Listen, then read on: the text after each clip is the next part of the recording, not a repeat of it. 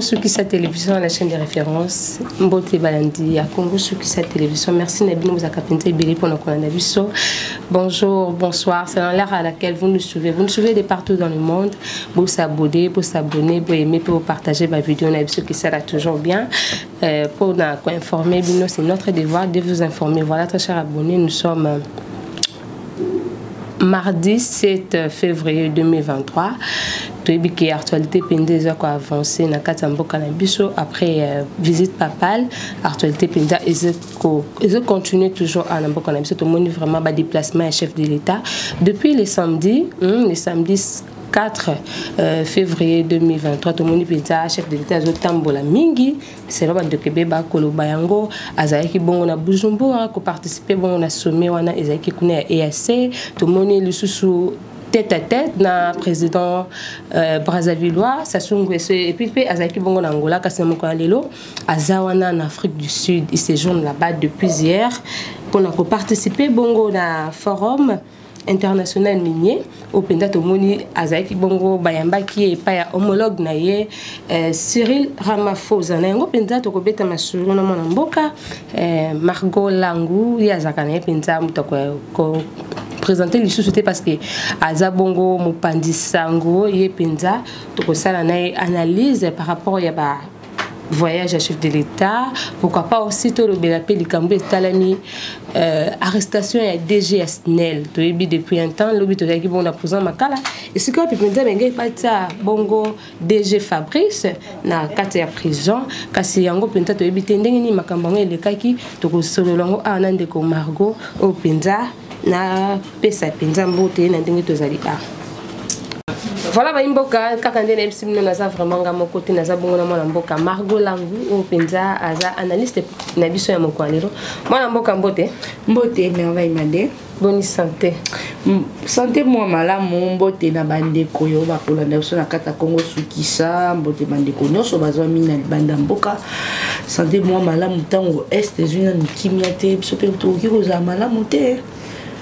Voilà, est non qui m'y a témoigné tous à malam exact parce que mon épée bongo ba déplacement vraiment pendant tous ces 4 jours il y a chef de l'État Félix Antoine Tshisekedi le moto mon qui bongo na sommet à Bujumbura tout le monde est sous na Luanda et puis azaki bongo na Brazzaville na Mokandelo aza bongo na Cape Town na Afrique du Sud ba déplacement na vraiment que ça la nini toko lo bena likambu ya président Félix Antoine Tshisekedi Tshilombo o bato bako benga e babi mama Margot téléphone est pas souki mama Margot toko comprendre président Félix Antoine Tshisekedi Tshilombo a commis pleurnichard gabi pona nini babi a commis pleurnichard parce que akutani na adversaire azolela ka asekolela de 1 de 2 balobi ote tamoni côté kuna na ngambo balokala ekiri conglomérat na bango balobi ote a commis moto babengaka ako sala rodage ya avion na ba benga ngo rona avion pe za rodage na habité pour le moto ka za rodage to koloba c'est normal boko pe na minito boko pe sa ba kombo nyonso parce que azolo kwa kimia na est na minito président Félix Tshisekedi Tshilombo aza moto akola musa e bomoni pe na mama Denise était Denise réveille toto ke kolukela Joseph Kabila kimia Denise réveille toi Olive a besoin de la paix. Réveille-toi, la RDC a besoin de la paix. Yangwa Kotambola. Après qu'on a Bujumbura, na kata Bujumbura même, à Sololi, na général Oyo, Azako Kipe Makambwa EAC, devant William Ruto. Parce que William Ruto avant les capés, président, à l'obé l'Arabie Saoudite, les jeunes congolais, ils ont tout dans les distractions, ceci, c'est là. Il a parlé devant William Ruto. William Ruto, Kudazo Seka. Kosekao ya hypocrisie alobi na que bo so ki bo sali musala malamu te petit peuple ba ko comprendre na bino alors bo tikate petit peuple sans boyo kamakambu oyo boza liloba moko na FARDC sikoyo bango na FARDC ba roza liloba moko te na ndenge nini mingi balobi mama Margot président Félix Tshisekedi Tshilombo ayebi anglais te eloko nini akendaki koluka na kati ya EAC parce que et à César et sika oyo ba pays anglophone. Bah pourquoi Tindek n'est pas tout ça le ministère moko non étranger fait maman merveille il faut y bello comment dans quel sens m'a dit le chef d'état il fallait que donc tu au moins na ba chaîne il y a Rwanda non ce qui est un montage ou pas on ne sait pas mais de l'autre part on dit que ils un montage ba bimisi audio il y a ministre de la défense azo solana général moko ceux qui colonel moko na front image comme on a ba chaîne rwandaise ba image ba kati ezo lekana bani ya mwana le chef d'état za lokwa tata ndenge ozara soki mwana zo kobela il faut kendo luka sika opesa mwana kimia na minute oyo Félix Tshisekedi Tshilombo akokende CPI te comme on est pe kozala pe ko ekokoma pe na CPI te dans quel sens ba dirigeant kamboka na bémotion te que okutana kina Kagame il faut beta Kagame okutana Kagame il faut sala boy il faut sala boy il faut sala pe ki sangwe le non bazo c'est la déclaration non la fois passée tout le monde qui a Kagame lobby que tout lobby de déclarer guerre na Rwanda Kagame lobaki te arrivé à Pape Toki Kagame lobby a déclaré guerre na RDC et la RDC ba lobby que ba troupe nyoso rwandaise et ça la ligne ezonga na Rwanda tous les ba officiers rwandais baza awa bazonga nzambala la kati na kati a katon basali communiquer lobby na moto moni deux officiers des généraux si je ne me trompe pas ba qui ko rejoindre M23 bozo mona été ba lobby fait que c'est quelque chose il faut azalo quoi musée à Salaki autre rôle ba partenariat c'est to kobenga bongo na bande kona biso ya Kenya ba Rwandais na ba Zambien donc musée avant dit que non muna mutu azonga ba babenga ki musée ingrat à l'époque on chantait no banyama nini nzamba pimela bomengo ba Rwandais nzamba mito ba nzamba zui bomengo eza ya biso mais tango bango bazongi racine etikali to comme déjà dans 26 provinces racine ezali to mesana qui déjà na bango RDC c'est un pays moko hospitalière alors Félix Tshisekedi akoki ko diriger mboka ona émotion pays akoki te kaka non je fais ça pour ça non yango moni pe Joseph Kabila pe aboyaki ko briguer 3e mandat. Non, d'où vont les choses. Je suis entouré avec des gens qui sont des hypocrites. Bato ba otama buna ba on se met que na sa nini na vanda langa. Ya mo fait ça c'est que tu me pende pas ça boy akoluka kimia. Mukolo oyo ezali pito mona Rwanda comme à 27e province.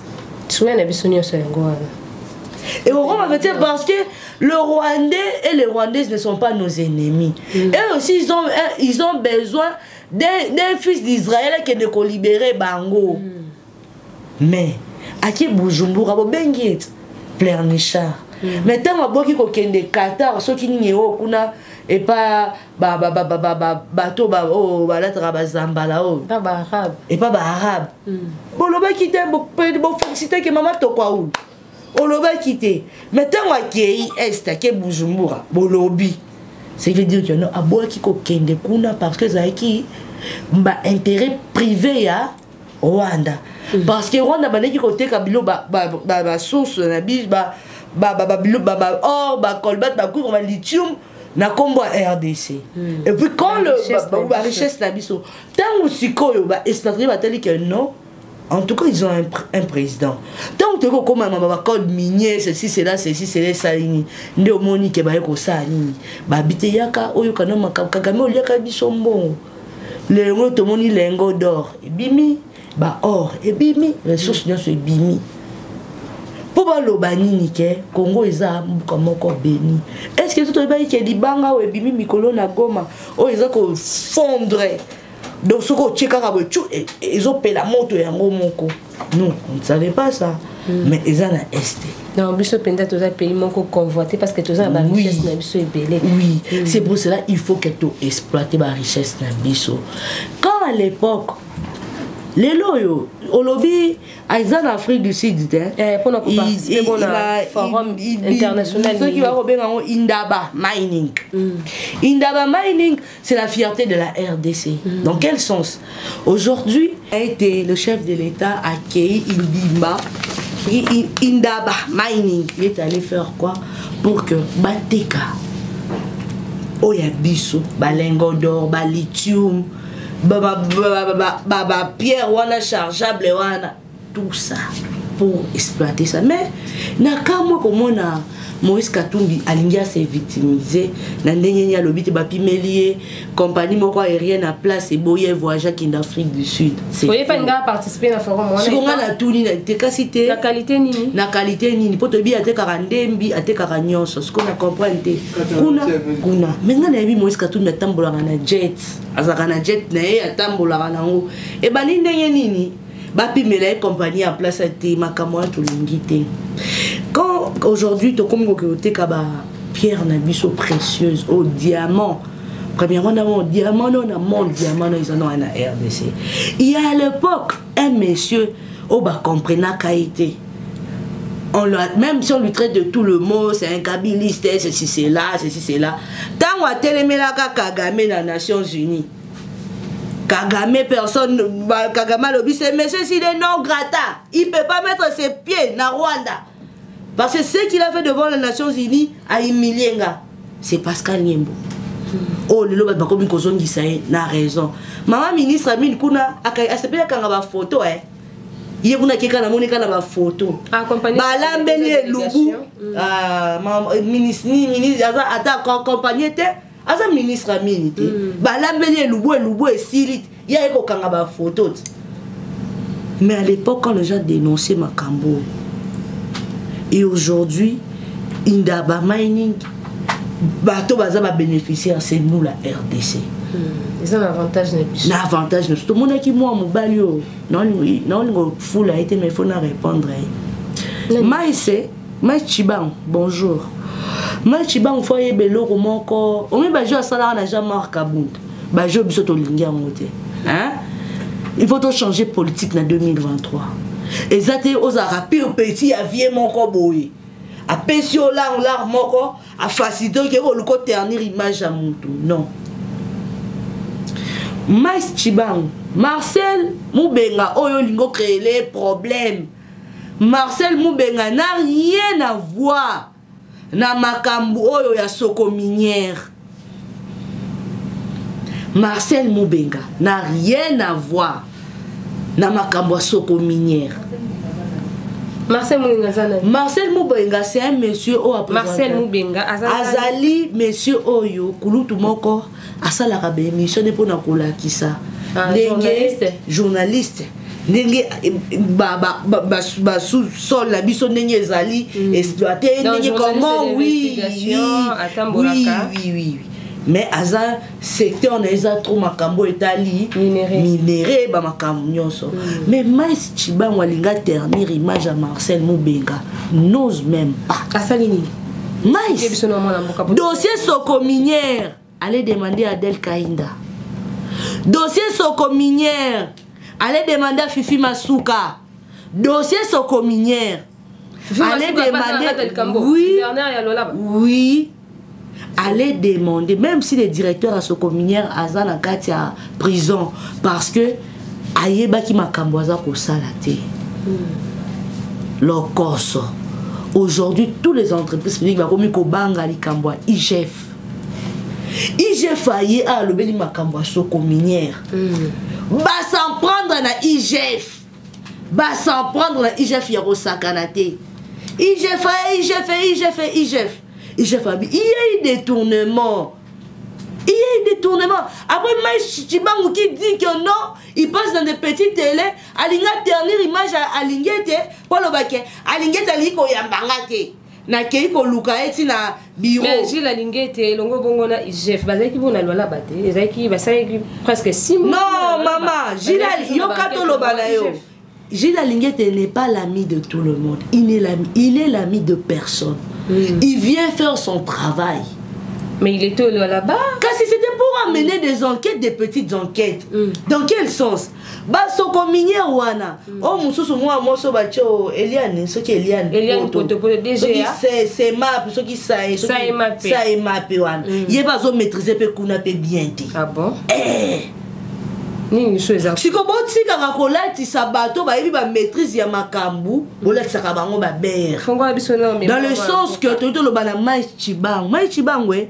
Au moins déjà makabundo kenda ko filmer kuna na ma bien en Afrique d'ici à l'accession de l'image makabunda sobi nini ayebo akena loala ba soki nani akolo l'accession ba carrière minérale Jean-Marc Kabund.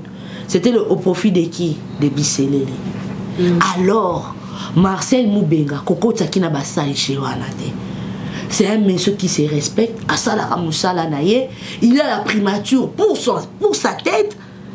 Et les chefs, Koko Taligete Nabouzo Bate, Aligeta Yambaka, Moutou Nyonso. Malgré qu'il y a pas eu pas d'année pour Chabiso moi Bakale, mais à po Benga, les projets Fayoka qui m'a Kamtolo Baki, à Longoli à po chargé à communication. Aligeta Yoka Moutou Nyonso. Côté dernière image, il y a Aligeta Marcel Moubenga. Parce que Marcel Moubenga respecte l'IGF comme il est l'inspecteur général de finances. Donc, Bazana Baliente. Son niveau ça qui chichinayo. Au lieu le mec qui osa moi osa mutoto wa Katanga, tu connais ce qu'est les minéraux. Au niveau ça qui chichine bossara na ba yann ce qui ça dit ça ce qui ninde bossara pas chez Marcel Moubenga. Donc, n'ose même pas. Pouvoir oh ça tribalisme était. Pouvoir aux à Moutounioso, mon Congo, mon souhait, Moutounioso. Donc arrêtez avec vos trafics là. Tout justement, si c'est pour parler de la primature, de Marcel Moubenga, nous allons lancer le bagarre où il y a qui n'a primature. Moi, je vais continuer ma sonne. C'est tout ce qu'il y a participation chef de l'État à la Forum international minier. Avantage de Péni, ni peut-être qu'on a Sima à Forum. Avantage des belé.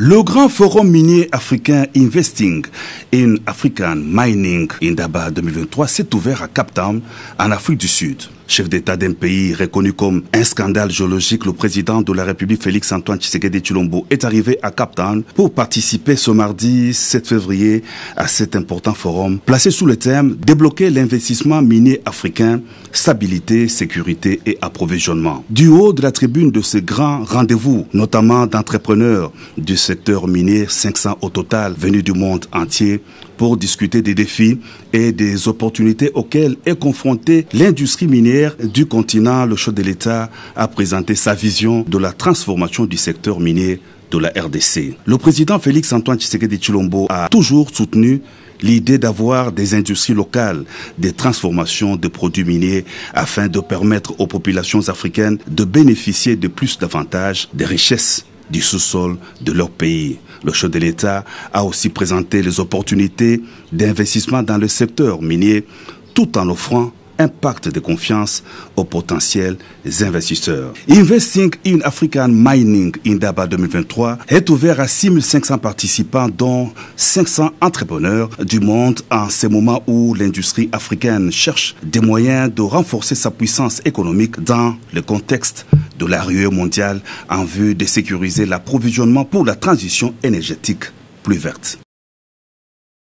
Trop des avantages parce que dans la minute où on a comme liso likolo ya ba biloko ya biso ba richesse ya biso de comme source riche donc biso de comme total en moins drone d'état là bato total on ce que le quoi drone ozimele pena tozato ko tatina kati oh ngai mama masuka ngande boy non oh nga mama jilinga nde kune pa nga lithium eza mususu pe yo za na lithium yo za na minéraux za na ni yo za même mususu mabele ne pe bota nguba kitoko donc part de choses ont olingi angote et c'est là comment ko la biso ba partenaire ebelé en ordre parce qu'aujourd'hui ba société locale là c'était locale là autorobenga weza ibino botaki Katanga Lubumbashi Sikomine ba nini wa ba o mususu ki mining soki ba comment on le kakebele kibali mining ba on so ba kolela ba kibali mining baza ba nyongo na biso ebelé et Joseph Kabila qui est en train de s'étonner quand la Sikomine et les autres les kibali mining disent que non azana mbongo na biso tandis que je mine kenda wapi moi mais pour dire que non Joseph Kabila à l'époque ayebaka na ye makambo nyonso te siko faci sikoyo sikoyo akomi kolandela suivi ezali ayebaka na te to bolo bale makambo bambo banini moi je ne connais pas toutes ces choses botika nga na vanda na nga na université na nga kara ebi makambo na muta mema mikumba na ye yango moni kuna komi Boshab atie photo akaya Tshisekedi et tu devenu à l'union sacrée mwana mboka Bosani 32 millions ya SNEL oye edindaka na bateau na mai na masolo etali bongo SNEL pour tout le monde équipé arrestation ya DG Fabrice kasi après wana tant to kozonga nango to betena le soya bitumbe le kena primature mwana mboka nini ezele kakuna ba lobi ba député ba tombo ki ba lobi ceux qui ba kutena na premier ministre te ba ko bimate ni ba image oboko mona eza ba image ya soni salir to pe côté tozo kende ba lingi ba dernière image à Sama Lukonde Moi, tokebisi Mwami yazalaka. Oh, moi je suis le poids politique. Mwami ndena. Mwami yoyebi Mwami te. Muta telemisi de immeuble à parti politique na 24. Nga naza ba député belé. Moi j'ai beaucoup de sénateurs. Nga naza donc dès que ça wana primature on il faut pas gérer on a ndenge ya poids politique. Place ezobota problème de yango wana. Le chef de l'État lobby toujours que na gouvernement Sama Lukonde de bango ba lobby non ba bengani ba moko ba kokisa ba député provincial ya Sud Kivu. Qu'est-ce qui s'est passé? D'autre part, je ne peux pas les condamner. Dans quel sens? Bon, moi, il y a 3 signatures. Budget, finance, primature. Et puis, finance, quand ça dit qui dit au député que non, il y a un problème, bon, la ministre a bloqué par primature. Il y a un bango qui peut pas coûter la premier ministre. Ozoyoka. Donc, il n'y a pas premier ministre. Pour tout ce dans les vidéos, déjà, comment qui déjà dans l'étape où il y a le pango. Na kati lo pan pour vidéo image wana eza image moko image wana eza image moko amateur eza image moko filmé ba téléphone mais makambo ezaki kuna yango batu bamoni yoka mama tozo solo la primature poko tango eza koye téléphone na yo silencieux na niveau bango ba komaki l'électricité ba l'équipe ba la police ozo comprendre la porte bah déjà dans service à coup il y a protocole à annoncer oso comprendre quand le chef vient avec le chef na sécurité bah commis bah moni déjà protocole déjà il avait déjà annoncé le chef a dit que non bazaki na programme t selon le programme nanga lelo mais na kota comme ça na yamba bango et le major Titi akoyi na mutambu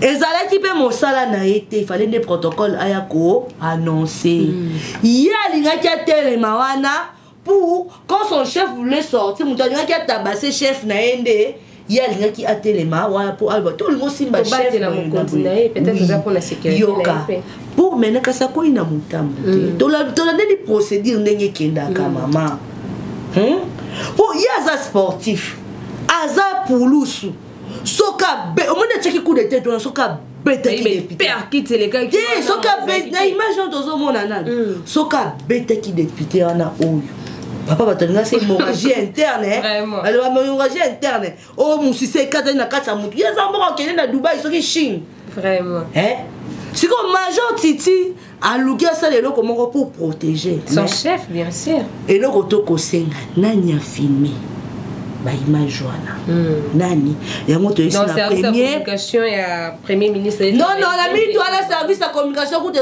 problème té pour dire au premier ministre il est le premier ministre de la République il n'est pas le premier ministre du Katanga tant ozo bimisa gouvernement Sama Lukonde de akombola pe na kati ya primature mais décision za ke pa na été mon c'est là to lo bana yo déjà ça va pas na été déjà na expliquer yo conseiller na il y a culture et art et Bembe sali 6 mois ya artiste comédien 6 mois akufi na 2022-2023 ko ba okunda été papa Batu Caporal Murumba 6 mois ti lelo bakunda été bandeko ne bagenda kotala kaka est-ce que azali to azalité 6 mois conseiller à combien ya culture azolo bana ba musicien ba artiste ke bosa ele so bokosala parce que premier lobby mbongo ezate yo quand il va ternir sa image à premier ministre conseiller sport accueilli awa mani coach wa Léopard ya Chan alobinin tozaki préparé pour na okende Chan Otis Ngoma parce que obimisi kanyaka pona nini nde mokoto yebaka conseiller sport. Monsieur le Premier ministre, ce que nous travaillons gouvernement Sama Lukonde 2, na bato baza ba invisible bazo ko ternir image na yo. Ah, etali yo ah pe moi mi pe aza ko préparer. Moi mi déjà d'abord déjà Sid Kivu. Yo na sa junior ne malembe. Yo to mozo lingo o critiquer Sama Lukonde. O condamner makambo. Bino be na nsabe professeur ba pe na makambo. Avant longo la potita ndi so muntu. Mi te la pe misu na mon côté. Bino moko awa kokis na bino ba député professeur bo tamboli to yebi mkoto za pas Nicolas Kazadi pona ko luka solution salaire na bino bo lo baraté le roi bozaka na ba problème na bino ya ako dédoublement ba mbo Patrick Mouya ya Patrick Bologna na Dani Banza yango lingo manquer ça po yo o changera na on a mis comme pas na ACP comme président ce qui est ligne déjà na ACP na te communiquer na baroni to photo ka Dubaï to TikTok siko yo donc olingo o critiquer Sama Lukonde Junior ne maleba Sama Lukonde oyo na 2015 azaka ministre sport à l'époque de Joseph Kabila atika abinga na nkoka na ngai te na tiki na ngai moi mobala batu avant ni un chimiste mais le budget comme il a 15 milliards nyonso wana mwami avant di bon mais le bité nga il faut na joie primature ndenge ni moi mobali oyo bakoki yo kandi bazo saila Sama Lukonde ba likita ba soso apembe si na ba winze ministre so comme na soso apembe na ndako kotanga comme Samba na Fachi Sama Fachi nga il faut na le ministre Yves Mbukulu non ministre ya président Ligue des jeunes à l'époque docteur Yves yeko ba étudiant campus maluki ça qui tilelo yo aseni Akima. Ils vont cool ministre de la jeunesse. Yoka maman. Azaka ba reconduire le ministre de la jeunesse, azaki no ministre de tourisme. Oui oui. Lelo modero Simba. O azama de in FCC Mosaïque. Modero Simba pesi ba combattant ba misala na tourisme kuna. Modero Simba. Oh mais il fait pesi misala. Azaka côté à partir na bango IPS. Mon mboka. Apesi nani? Mais ba combattant combien de combattants? Combien? Oh, il y a finger l'opération Moussala. Combien de combattants? Yves beaucoup l'undega ça wana. Combien de combattants il y a pesi Moussala? Non, c'est non yo Yves beaucoup la pesa ba combattant Moussala te moi. Oh, pesa te? Ah bon? Oh, à 100% combattants, 2% combattants, ça 98% sont dans la rue. Oh. Oui. On a même toujours informé, mais c'est tout ça. Oui. Ils vont cool. Là-bas, c'est la famille d'abord. Non, là-bas, c'est la famille. Mais côté parti politique, il pèse à la radio. Côté yango banani, ozana tourisme, c'est sika oyo. Ma ministre à jeunesse. Il y a jeunesse. Qu'est-ce que c'est banani la tourisme, la jeunesse. Pourquoi va reconduire qui était? Il beaucoup va reconduire peut-être pour la Moussala Malam, c'est que Moussala. Il y a Moussala Niko. Mais peut-être changement nini.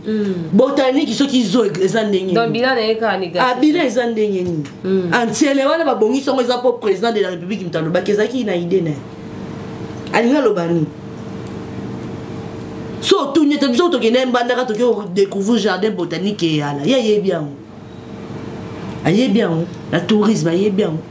Ayebi ke ba signe oh balobala ke ceux qui signe et sali hôtel les na 5 étoiles et ça ke ba hôtel wana eza na nyoso na 4 ayebi ba signe wana o mazai ministre tourisme sûrement Nico voilà moi mboka to longwana na likambo na to kena mbangu na likambo itali bongo Snell balobi Snell ça chauffe là-bas DG déjà ya oyo banoma qui sika selon ordonnance présidentielle tout le monde qui bongo lobina prison centrale à Makala éviter DG Azaiki aba ba rumeur ezalaki DG Akimi pour la procès bazaki na yango parce que il fallait qu'il a bima témoin ndenge ezalaki ka sazaki te mais lobi à ma grande surprise de moni bongo la prison centrale à Makala moko ba condamné et après tout moni a commis libre nini les gars qui normalement merci vraiment la juriste Oba Soumara Bisso le va mettre Joël va mettre Franck Alolo va mettre Pinda maître Claudia Moïna bazamo belé o basunga so likamwa ya droit faut moi kotuna kamo muke pour maîtriser Le DG Fabrice Lusinde Azaki cité comme témoin.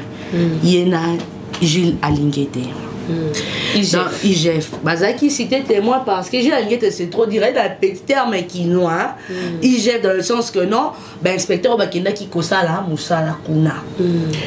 Le DG Azaki comme témoin, Bazaki cité pas papa l'ancien DG Kayombo. Donc Bazoko Sali. Toujours pour la prison centrale.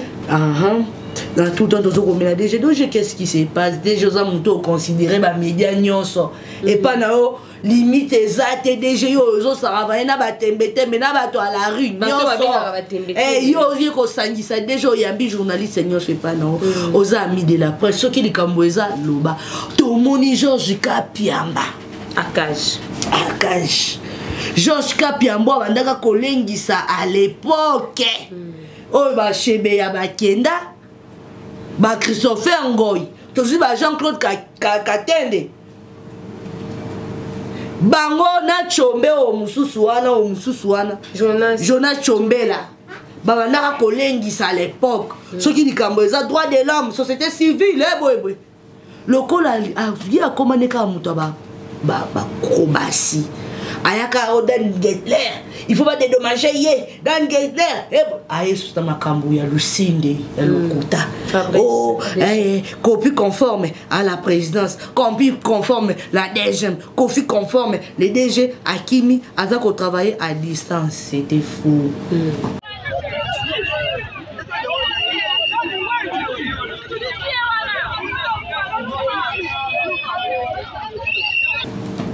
Les DG, quand il a vu, il a détourné 48 millions de dollars.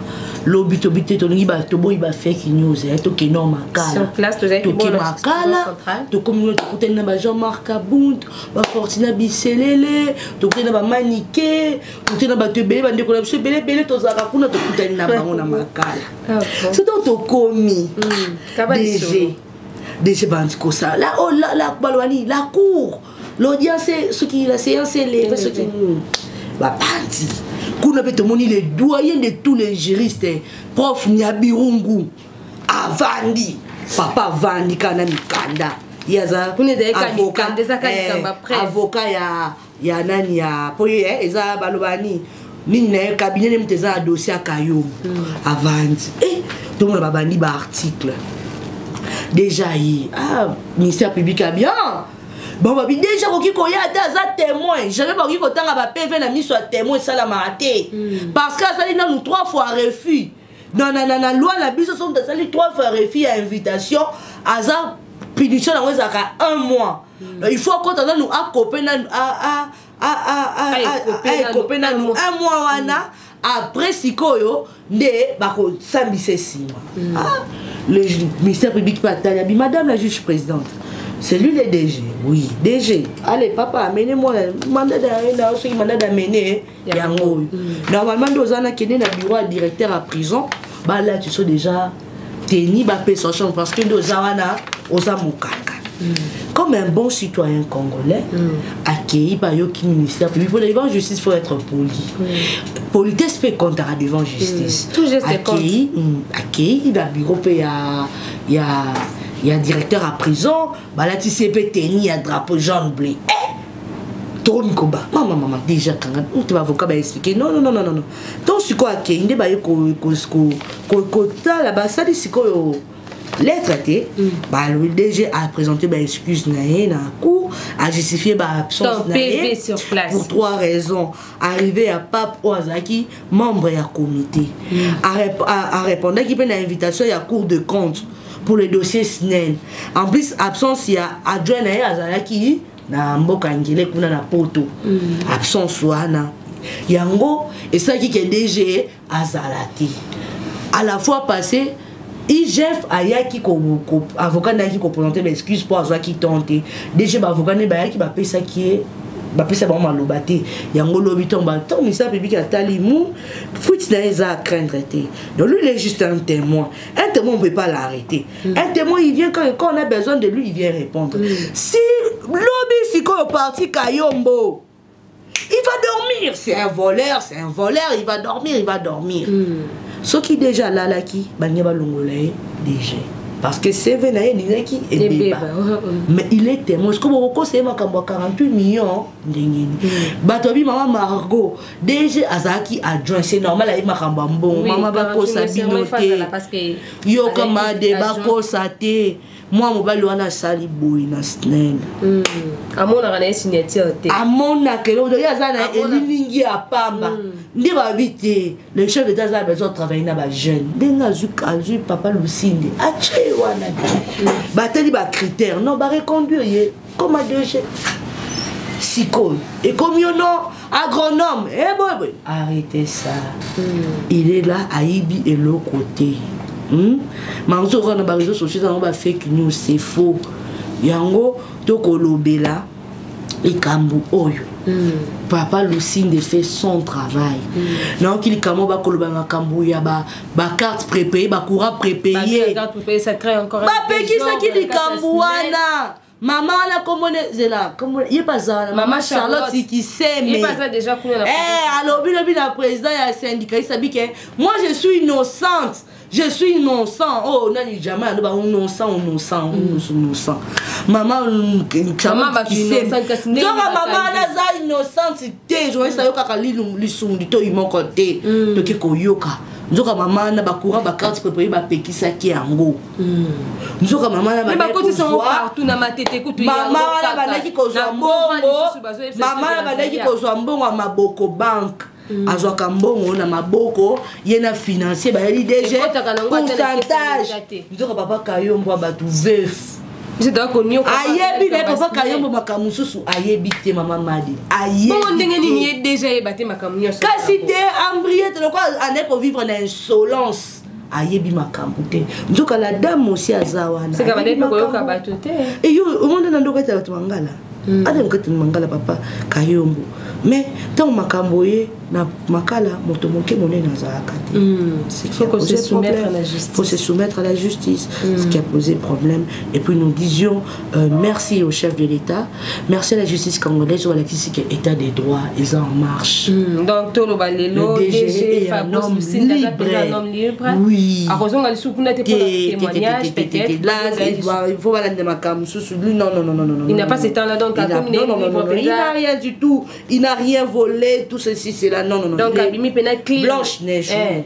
Ah bon, voilà mon amboka en tout cas, tu as commis presque une souka émission encore. Les deux hommes qui est, mais les cambrés talibans visite papa, tout le monde qui pape François a dans l'amboka na biso, azonga qui bon mon le 3 février. Visite pape, tu es qui pour la réconciliation, tu pépé na katamboka na biso. Après, tout le monde sous ma cambré et comme les réseaux sociaux, cardinal, kuna au salier boye, basala qui boye. Na nyon soit en résumé, ni peut-être encore retenir en quelques mots. Vous savez pourquoi le feu, mon Sengwa chantait la chanson Kinshasa Télémé Ongenge parce que à mon inquiétude tozana tozozonga sima mingi Ambongo c'est bien le cardinal Ambongo comment cardinal cardinal Ambongo oui le mal à sala qui est ané tango papa zoya il fait tout cha bozo bana biso nyonso mopanzi est-ce que vidéo na sensibilisation ezali. Moi je pas vu ça. Vous excusez-moi na mon yangote. Vidéo sensibilisation que bandeko boyangani bandeko groupe K banani bidonyo sur maman légionnaire ceci c'est là. Toya stade le quoi to yamba papa na biso. Kofinga na nini nyoso zala à côté. Bolingo unité. Réconciliation. C'est normal. Les abbés parlent, il y a Maloula qui a parlé, il y a Mosengo, il y a Basé Belo Balobeli. Makambo Mboka ça ne marche pas. Mais à l'île de Pes, on arrête de traiter les choses avec les émotions. On a discuté pendant deux sur enfants révolutionnaires Bazalak. Mais pour voir Oyopé, catholique et Sungi, à l'époque, ma finoukou. Ngala ma finoukou, qui sont jeudi, 20h. Ma finoukou, bêta. Article 64, il faut être impliqué. Boy. Cardinal Ambongo alinga koma ne ministre Ambongo botika ye. Cardinal Ambongo akendaki na paroisse à 13e rue akiko lukaka po zo pourcentage ya et ne ba neba sa kin marché na paroisse wana liboso. Nzoka bosa nyete esika na ba tia ba maison pour na kokimisa ba bato wana ko sala insécurité place wana. Laissez Ambongo. Si on va parler Ambongo, laissez l'église catholique. C'est sa façon de traiter les choses. Cette église catholique kati bango ba sultani to ko ga lo binyanya boma sango na nzela kota bukae sala boto mona ba gaz bani ba sango na ba mela. Arrêtons ces choses là, ce sont dans le futilité. Si vous voulez postuler, c'est pas un problème. Na yo ka rappelé la transition à l'époque Malou la dirigeant ka Congo si c'est quoi là ça na maîtriser en bien. Donc botika makambwana tous on a besoin il y a 2023 de construire Congo to sali mu ezaka ba catholique mbaiki na stade te bato nyonso baki koyamba papa Yves Mboukou le ministre à jeunesse akendeka kokanga ba photo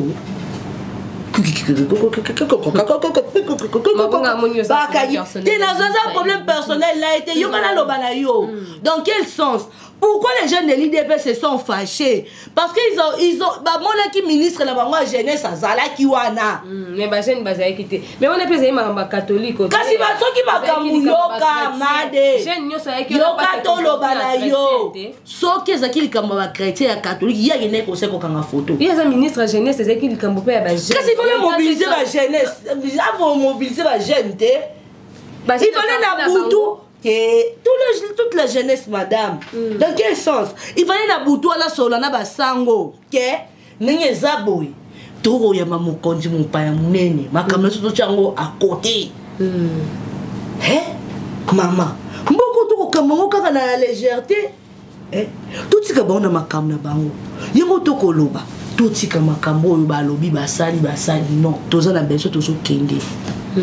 Toujours qui toujours tonga mboka boya boko maman Denise lokala yo lobi maman Denise balinde li akende ko parrainer ko to kamango kaka na légèreté tout ce que bon na makamna bango yengo to ko loba tout ce que makambo ba lobi ba sali non toza na beso toujours kende toujours qui toujours tonga mboka boya boko maman Denise lokala yo lobi maman Denise balinde li akende ko parrainer akoma marraine ya chini wana et le cas là-bas le côté oh on soit comme fugitif non moto a yebi oto yo po yebi ete oh a yebi oh a yebi fort na yo a yebi fort na oh a yebi ote bon moni mingi bazana il faut ba ibaka loko moko maman Oliva kolokola ka petit Laurent pembeni na ete po acha batuana maman Oliva kolongola ka sifa kabila te po acha ya bongo place wana. Maman Olive comprend que oh yo bango bako ça les a pour n'habiller et tu va boire rara maman ça les sili maman et tu quand tu vas banda bémission maman Olive ayebi ke ba lo koso ba chaka ngona ba bongo na bango maman Olive na maman Denise bazana problème te mboka oto linto tonga ngona unité toboyi makambo akofinga réconciliation papa bino ba communicateur à chef de l'état tolingi suma kama kofinga lisusu te tolingi promotion te katumbi étranger toyoki ango mingi bo changer na nous langage na 5e année oyo elengi se tongami na boye salami lelo tisi à verre est comme cher tisi à verre satan pour la tête lamba verre boy cher pour di maman de kainda matisa tisi na bisou tisi à verre et quoi voilà mboka mais ça coûte maman elle a capé princesse Bioka mais elle a capé princesse mon mboka princesse ou n'est pas na bango yoka liso ba ta verre te na ngani yof na bien là qui na province mon so yokuta wala ta verre si à verre est comme cher coutume ni yoke na la katanga kudo mona coutume mala ta verre tisi est comme cher maman bisous tu linka ba benga tisi maman ministre na sombali puta ta nzuluka bloka kaka te verre ya maman ministre cher maman wana eko tende eko poto na ba communicateur maman na eko pona nini on défend le chef de l'état et la république on défend pas les individus si on défendait les individus mais papi tamba to india omari balingeki batika Kabila Mais le chef de l'État monora makambu nyonso emadi. Aibi ke ba oyoyo, ce sont des assoiffés d'argent. Bochana nous nga ba c'est comme ça tout à moi ba moto. Bino ebo mais on s'en fout. C'est pour la République. Oui oui. C'est très important. Botika kiloko so e ba yebi bino na ba kabina batu nyonso e. Nandimi na zala mandiante na bela kala presse ke na kinaka ko senga kana ba kabina batu. Maman wana bo pesie, maman wana bo pesie mpifo makasi bo matisi maman wana. Nzoka na kati kuna na susu. Oh. Azokata. Voilà bango baza ko détourner mais Farde ça zo bundela mboka pona $100 $200. Moi les lobapi pona farde c'est moi. Tozana bango elongo. EAC ekokende mais farde c'est boutique alaka. Baza bapaya. EAC olinga melatia miliki na tongo mais farde ça zotala il faut na bundela mboka ngai. Bana nga batikali alongo le stress on a la stress a. Biso bana ba soldat to yimi makambo ouais. Ba enfant soldat to pesi bino dongonia. Ba femme bana donc bino nyo to pesi bino longonia parce que ba papa nous ba bundela mboka. Donc pour vous dire que non EAC est collé c'est d'abord la République d'abord. Félicitations aux étudiants de Goma. Félicitations au gouverneur militaire. Petit peuple, assez ridiculisé. Et ça m'a raté dans l'armée. Mais toujours bien. Pour éviter le Congo appartient aux Congolais.